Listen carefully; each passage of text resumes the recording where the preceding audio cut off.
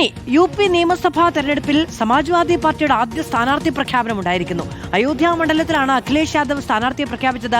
പവൻ പാണ്ഡെയാകും സ്ഥാനാർത്ഥി. തെരഞ്ഞെടുപ്പിലെ പ്രധാന വിഷയം അയോധ്യ തന്നെയെന്ന് സൂചന നൽകുന്നതാണ് പ്രഖ്യാപനം.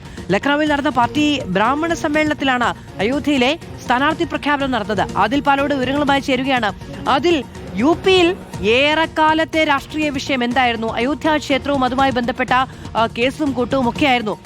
ഇപ്പോൾ സമാജ്വാദി പാർട്ടി വലിയ ആത്മവിശ്വാസത്തോടു കൂടി ആദ്യത്തെ സ്ഥാനാർത്ഥി പ്രഖ്യാപനം അയോധ്യയിൽ തന്നെ നടത്തുകയാണ്. നമുക്കറിയാം, ലോക്സഭയിൽ ഫൈസാബാദിൽ BJPക്ക് തിരിച്ചടി നേരിട്ട ഒരു സാഹചര്യമുണ്ട്.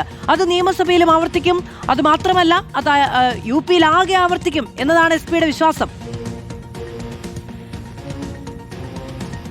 ഉറപ്പായും അങ്ങനെ തന്നെ ആ വിശ്വാസത്തിന്റെയും ആത്മവിശ്വാസത്തിന്റെയും അടിസ്ഥാനത്തിലാണ് അയോധ്യ മണ്ഡലത്തിലേക്ക് സ്ഥാനാർത്ഥിയെ പ്രഖ്യാപിച്ചിരിക്കുന്നത് അഖിലേഷ് യാദവ്. അടുത്ത വർഷം എന്ന് പറഞ്ഞാൽ അടുത്ത വർഷം ഫെബ്രുവരി മാർച്ച് മാസത്തിലാണ് നിയമസഭാ തെരഞ്ഞെടുപ്പ് നടക്കേണ്ടത്. അങ്ങനെയെങ്കിൽ 6 മാസത്തിലേറെ സമയം നിയമസഭാ തെരഞ്ഞെടുപ്പിന് ബാക്കിയുണ്ട്.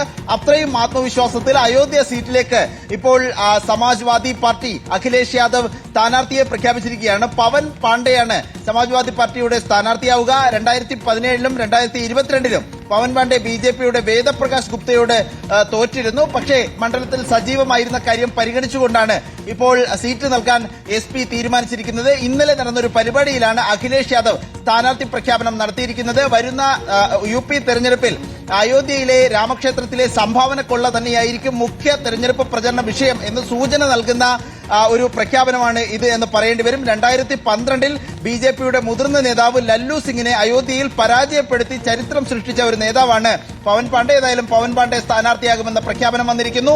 അയോധ്യ വിഷയം ഉയർത്തിക്കാട്ടിയാകും UPയിലെ അടുത്ത വർഷം നടക്കാനിരിക്കുന്ന നിയമസഭാ തെരഞ്ഞെടുപ്പിനെ നേരിടുക എന്ന് പ്രഖ്യാപിക്കാതെ പറയുകയാണ് സമാജ്വാദി പാർട്ടിയും അഖിലേഷ് യാദവും. ആദിൽ പാലോടാണ് വിവരങ്ങൾ നൽകിയത്. SP ആദ്യത്തെ സ്ഥാനാർത്ഥിയെ പ്രഖ്യാപിച്ചിരിക്കുന്നു. പവൻ പാണ്ഡെ പ്രഖ്യാപിച്ചിരിക്കുന്നത് അയോധ്യയിരിക്കുന്ന നിയമസഭാ മണ്ഡലത്തിലാണ്.